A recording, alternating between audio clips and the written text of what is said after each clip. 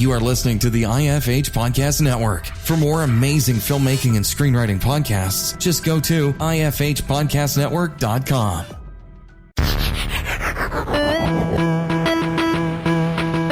You're listening to the Dave Bullis Podcast.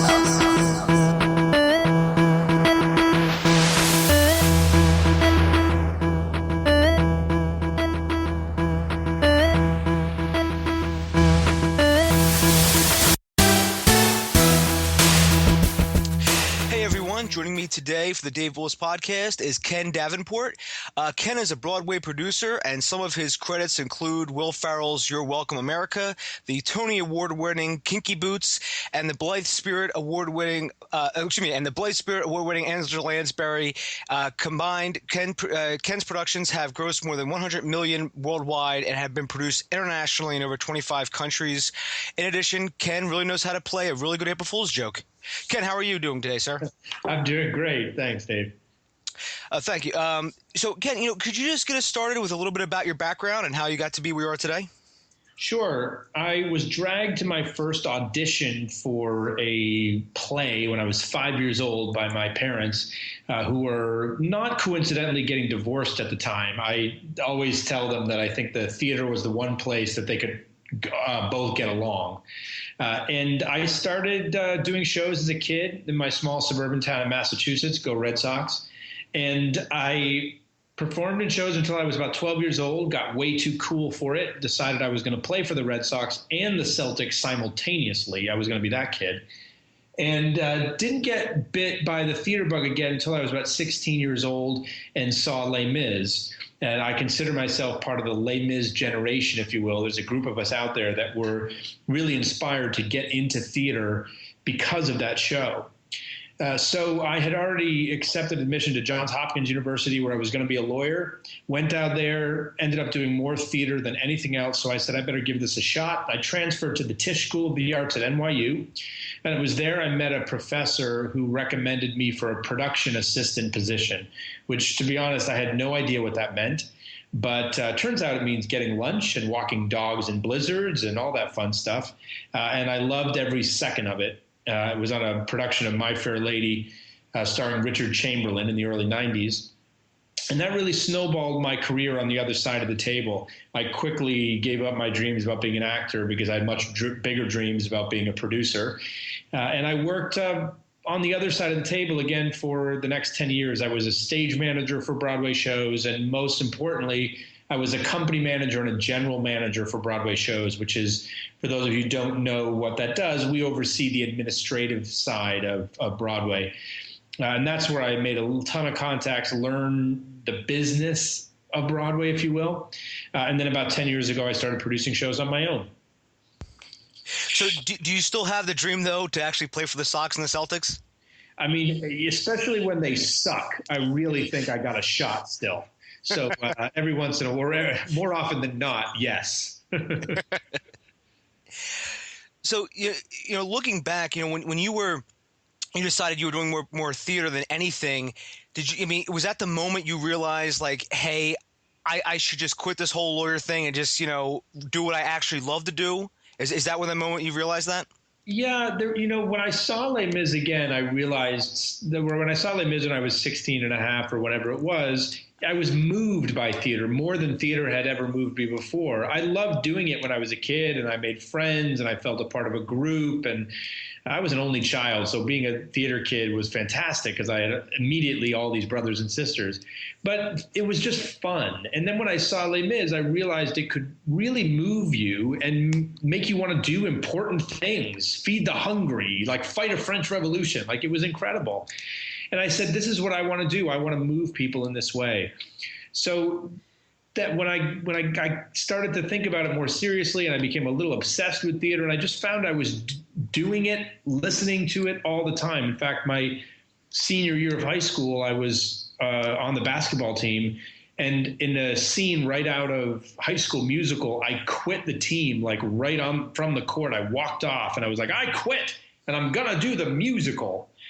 So I knew this hobby of mine, I just had to give it a shot because I loved it so much. A little bit to my parents' chagrin, but So far, they haven't been too upset with me for what I've done so far. So, going back to, when you first graduated college, what was one of the first jobs in theater you had going out of college? Well, I was very lucky in that first production assistant position was while I was still in college, and I managed to negotiate with my advisor to get college credit for that production assistant position on My Fair Lady. Went back to school for my senior year, and then 6 months in, I was offered another gig as a PA on the production of Grease that was on Broadway, starring Rosie O'Donnell and a whole bunch of other stars. And I successfully negotiated another set of 8 credits for doing that show.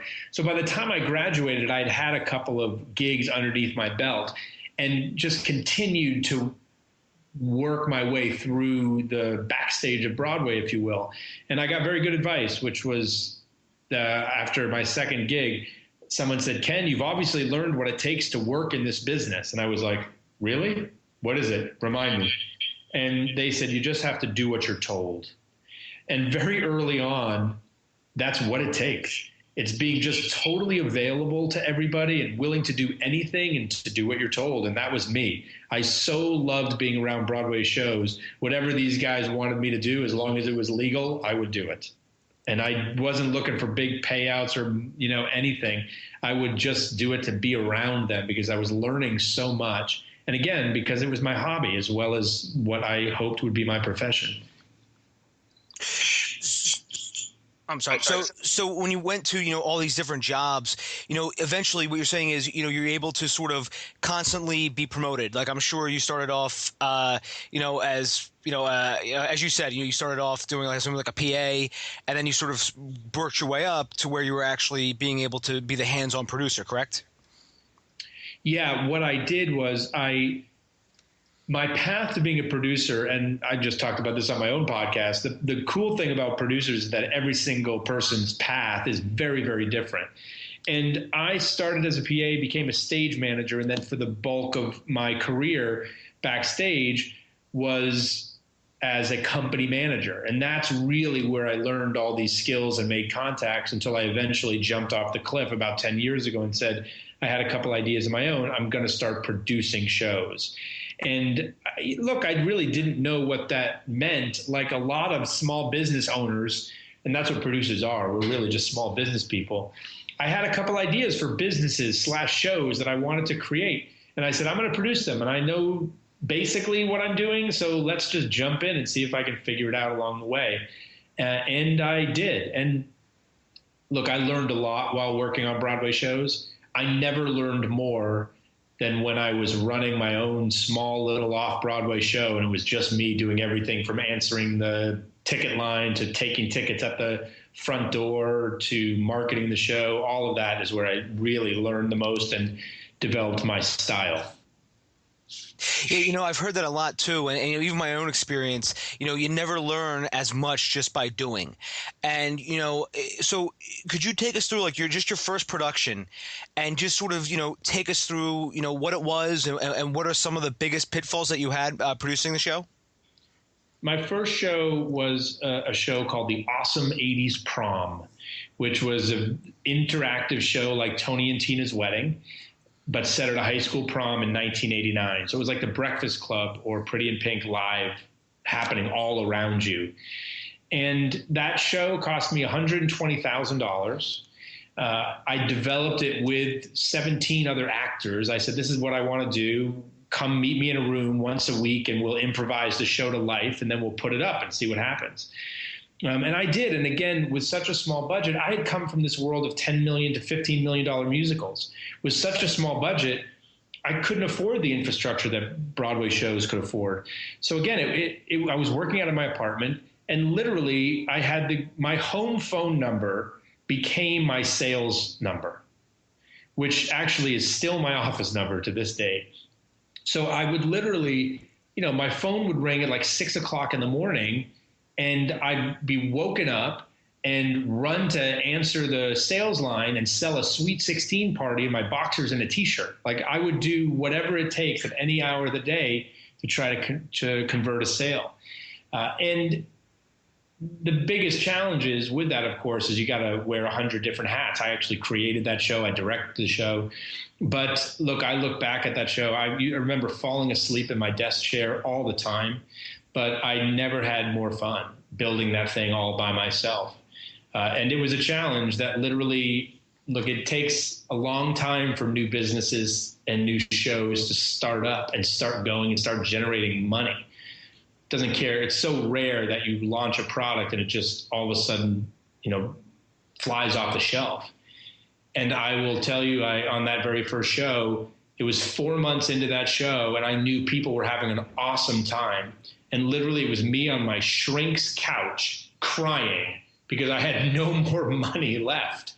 And I just put a little more sweat equity into it. And literally a week later, all of a sudden the ticket sales started to come, and we never looked back, and we ran for 10 years.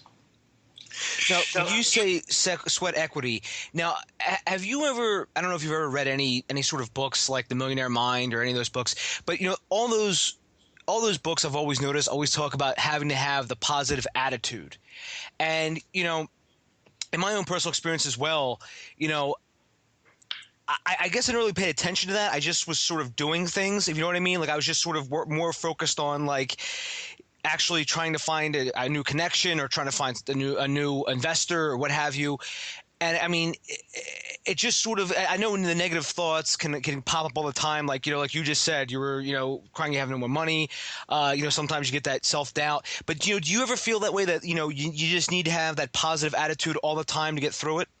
Well, look, there's no question that the power of positive thinking and positivity can keep you up and prevent you from being inactive. Like I'm actually working on a book right now about this very subject, which is, look, as much as I believe in positive thinking and The Secret and being grateful and all those things, it's all great and it's all important. But at the end of the day, what matters is action and taking action. You can walk around being, I'm so happy, I'm so positive, I'm so great. But that isn't a substitute for actually picking up the phone, sending an email, meeting someone face to face and doing something about it. What I find is that positive attitude and positive thinking allows you to take action. And negative thinking just makes you sit on the damn couch and watch reality television and eat Cheetos. But it's the action that makes the difference. It's not the thinking.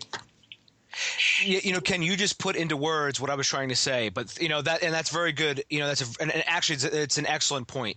That action does, count the most. And, that's, not to, sort of name any specific book, but there are books out there where that's where I was a little skeptical about, where it's like, hey, if you want it enough, it's going to happen. I'm always like, I don't know about that. Mm-hmm. So, Ken, just, moving on, in your opinion, what actually makes a good producer? Well, look, that's a very interesting question because, of course, there are many characteristics that go into being a successful producer, and they're all different types. Look, there are some producers out there that are incredible at creative development. They know how to put a script together with the right artists and work that script until it's a great property. There are other producers that are just unbelievable money raisers. Other producers that are just great marketers. So the best producers are, of course, ones that borrow from each of those skill sets and form a renaissance person of a producer. But the cool thing is there's no formula. I go to industry functions all the time and I look around and I go, wow, what a diverse group of people. The one common characteristic that all the successful producers that I know have is passion. It's just that they're so passionate about their projects and about getting something on stage that they will stop at nothing until it happens. That's the one thing. And again, that's beyond being a producer. That's being an entrepreneur of any kind. That's being a great husband. That's being all those things, having passion for whatever it is you're quote unquote working on. So then in your own experience, Ken, could you just take us through how you produce, projects today, sort of like how you find a director, how do you go through casting, and I guess most importantly, how you go through funding? So I guess to start it off, can you talk about, in your experiences, what sort of comes first for you? Is it the director, or is it finding the funds first? What comes first is the idea. or the source material if it's something you're adapting. It all starts with whatever that idea is. I'm developing a new musical right now called Getting the Band Back Together. Before I even had the title of that music, I had this. It's the story of a 40-year-old guy that loses his job in the financial crisis. He has to move back in with his mom in New Jersey. And on his first day back home, he runs into his best friend who he hasn't seen in 20 years. And that friend says, dude, you're back in town. You know what we should do? We should put the band back together. Like, it starts with that, or it starts with an interactive show set at a high school prom in 1989, which was Awesome 80s Prom, or Altar Boys, one of my first shows, about a Catholic boy band whose names are Matthew, Mark, Luke, and Juan.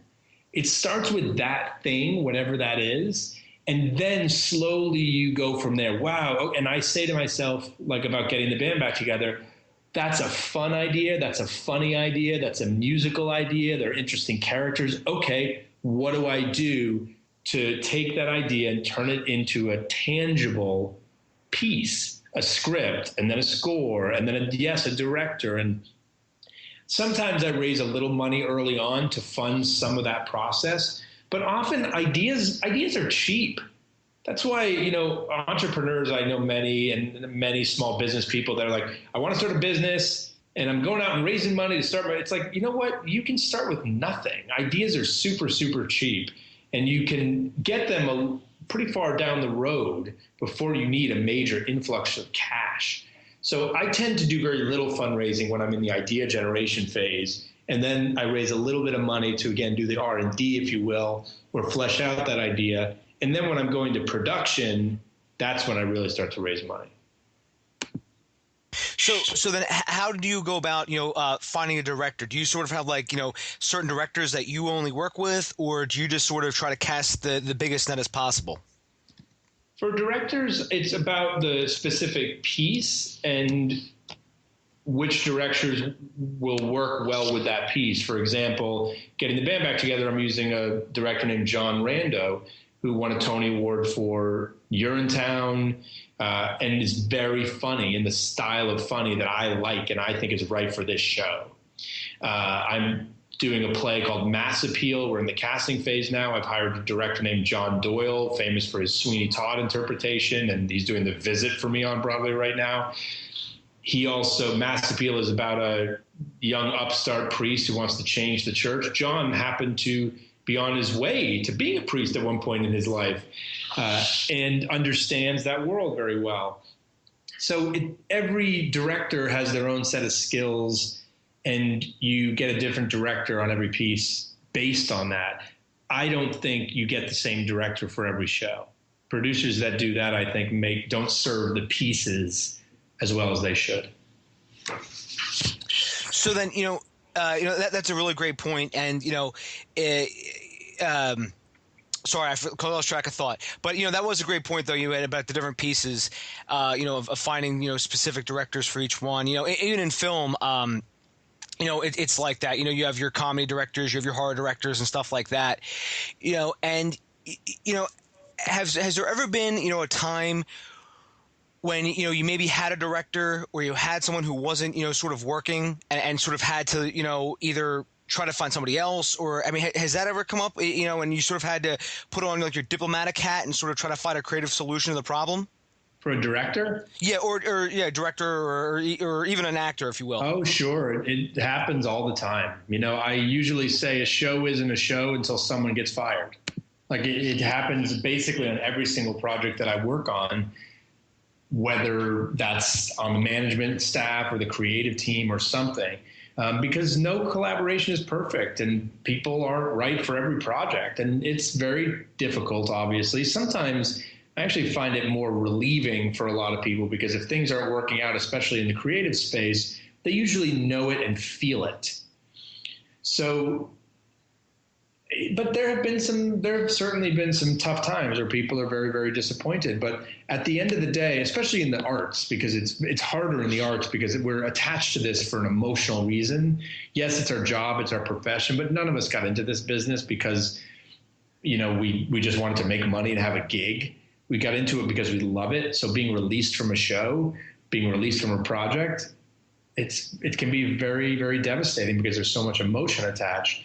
But I always have to remember I'm a business person first. I have investors that are counting on me to do what's best for the project. So I have to make those decisions and not think twice about them. That was a very good. That was a very good point. It's not a show until someone gets fired. I like that a lot, Ken. And so just sort of moving forward, we were talking about funding just a few moments ago. Something that I saw you touch on your blog was crowdfunding. Mm-hmm. And I just wanted to sort of pick your brain about what you've done in crowdfunding and what you plan to do in crowdfunding in terms of producing a project for the theater. So could you just do you have any plans upcoming for any shows that you plan on crowdfunding? Well, not specifically. I very famously crowdfunded Godspell on Broadway in 2011. And that was the first ever crowdfunded Broadway show where I raised $5 million from 700 plus investors for as little as $1,000 each. And it was a very successful endeavor. The crowdfunding has changed a lot since then. Thankfully, it was a very difficult thing to get through the SEC at the time. And the Jobs Act has since passed. And just this past week, we took another major stride forward when the passing or the setting of the rules and regulations of Regulation A+, they're calling it, which will make it much easier to crowdfund for shows in the future. And I do plan to take advantage of it. The question is when and what project that will be. I won't use it all the time, but certainly I do plan to use it in the future because I know there are lots of people out there that want to get involved in Broadway shows and want to invest in them. And they haven't been able to before because of these archaic rules. I often say, it's incredible.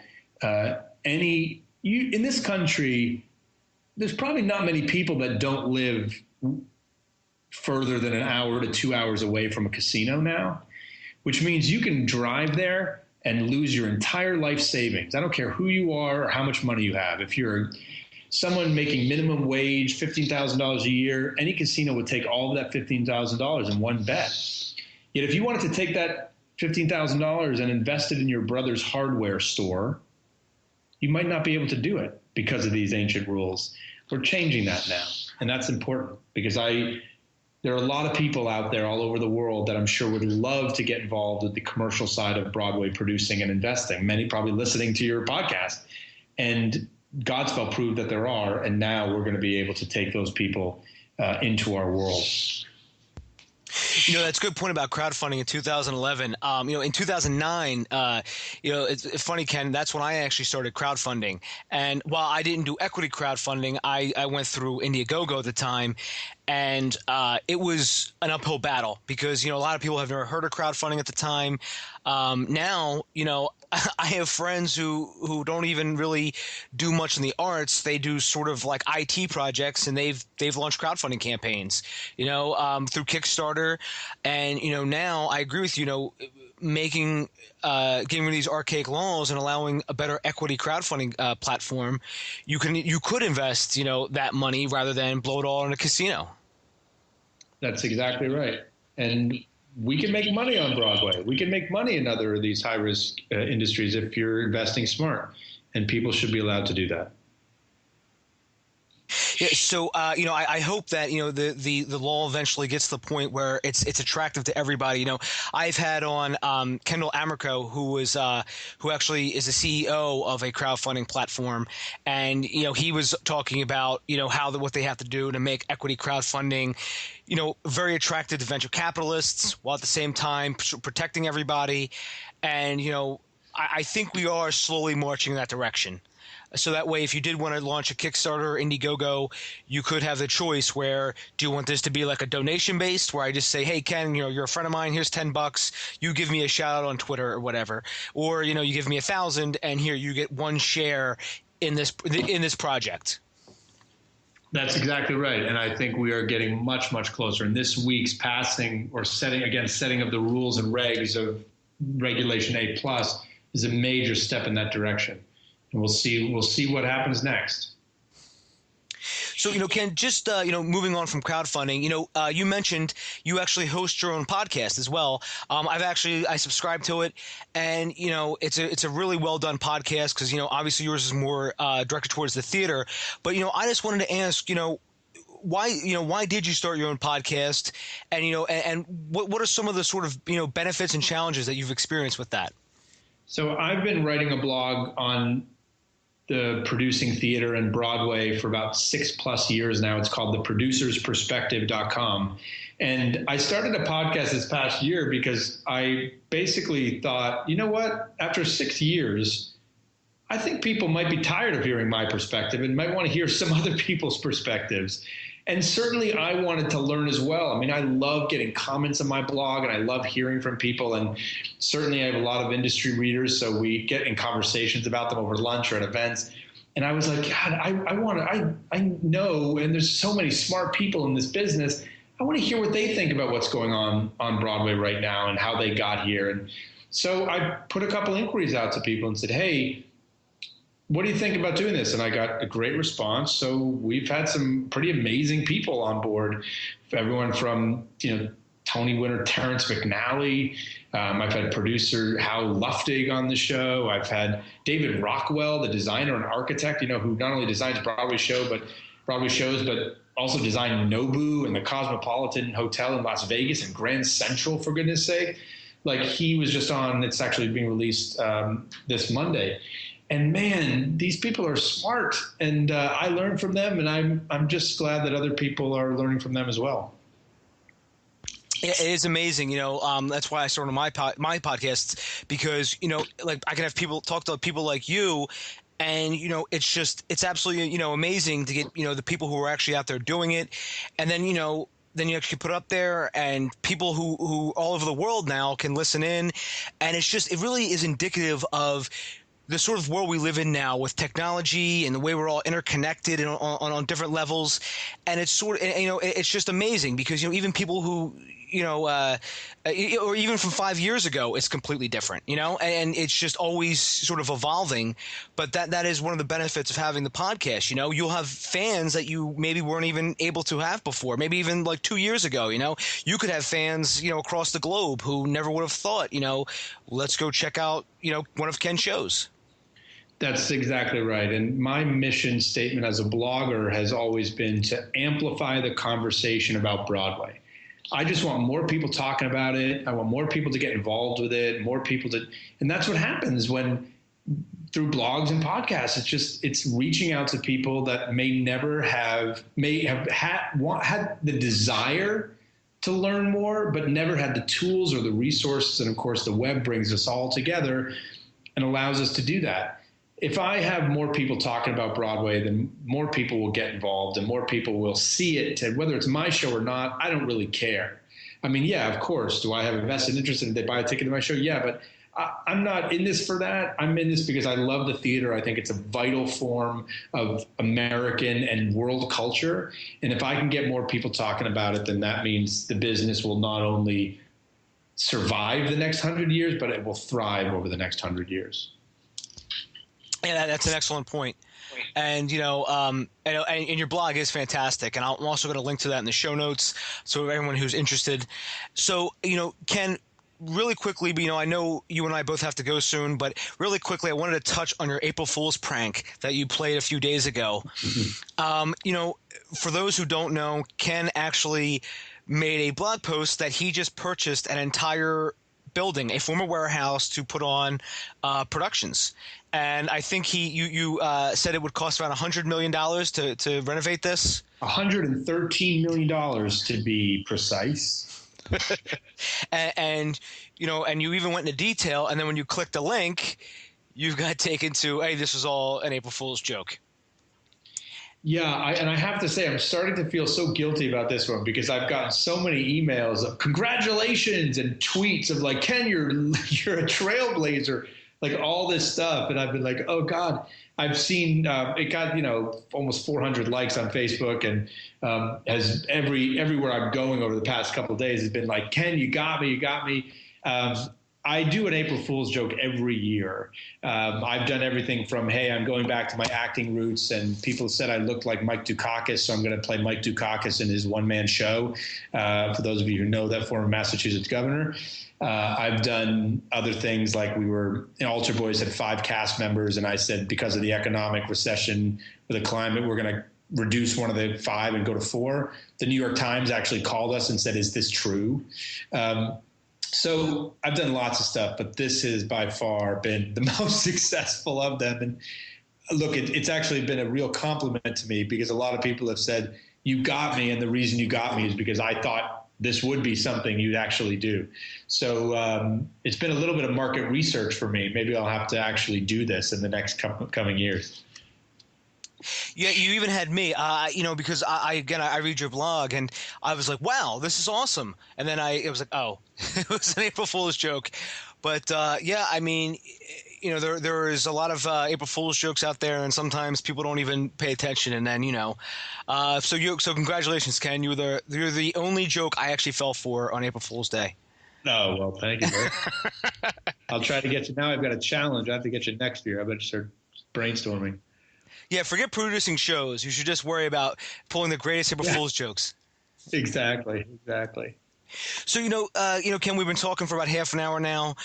Is there any sort of parting thoughts or anything that, you want to say that maybe we didn't have a chance to discuss? No, the one thing I'll tell any of your readers out there that are looking to do something in theater, in film, or in anything, it really is just getting out there and doing it. I started a blog one day and was like, I'm going to start a blog. And I sat down and I started a blog. And I just kept doing it. And 6 years later, that blog has, turned into something that's been very important to me, and a podcast. And, I just tend to do very small things that snowball into bigger things. And that's what I encourage everyone out there to do is, don't come out of the box trying to write the biggest blockbuster movie or produce something huge. Do what I did. Start with the Awesome 80s Prom, really small, something you can do yourself. You'll learn a lot, and it will no doubt lead to bigger and better things. That's great advice, Ken. And, I want to say thank you again for coming on. And, Ken, where can people find you at online? Best place to get me is the blog. It's theproducersperspective.com, or just Google Ken Davenport. The blog will pop up. I'm, of course, on Twitter and Facebook and all those things under Ken Davenport. I'm a pretty easy guy to find. Awesome. And I'll make sure to link those in the show notes as well. Ken, again, thanks again for coming on and, talking about all your experiences. Everyone find me at davebullis.com. Twitter, it's at Dave_Bullis. And, Ken, I wish you the best in everything you do, and have a great weekend. You too. Thanks. Thanks a lot, Ken. Take care. Find Dave at davebullis.com. Please make sure to subscribe and share the podcast.